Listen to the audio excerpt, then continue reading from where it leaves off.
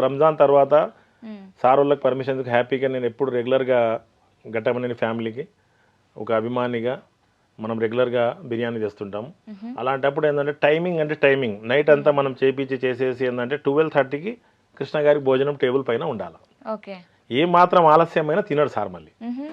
మేము ఉరుకులు పరుగులు చేసి టైం సెట్ చేసేసుకొని మ్మ్. 12:30 టైం ఇస్తే మేము 12:10 12:15కే ఇంటికాడ ఉండేవాళ్ళం. మ్మ్. మ్మ్. అది కొన్ని సంవత్సరాలుగా వస్తుంది.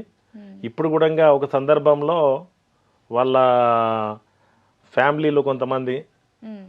మీరు డాడీతోనే ఇది అయిపోవద్దు, కంటిన్యూ చేయాలి గోరి గారు అంటే కంటిన్యూ చేస్తున్నాం, తీసుకొస్తున్నాం అంటే అభిమానం. మ్మ్. మ్మ్. వాళ్ళకి బిర్యానీ దొరకదని కాదు, నేను తేవడం అన్నది గొప్ప అన్నది కాదు, అది కంటిన్యూ చేస్తున్నాం. మాకు కూడా ఒక తృప్తి, చాలా హ్యాపీగా ఉంటుంది. ఓకే. అంటే మీతో కృష్ణ గారు నిర్మలమ్మ గారు చూసుకున్నంత ప్రేమగా అంత ఇచ్చిన అటెన్షన్ మహేష్ బాబు గారు అందరు అట్లా ఏం లేదండి. ఎందుకంటే ఇప్పుడు వారణాసి విషయంలో కొంచెం స్ట్రిక్ట్ గా ఉంది కాబట్టి ఎవరికి అనుమతి లేదు. ఓకే. మొన్న కార్యక్రమానికి వెళ్ళాము. మ్మ్.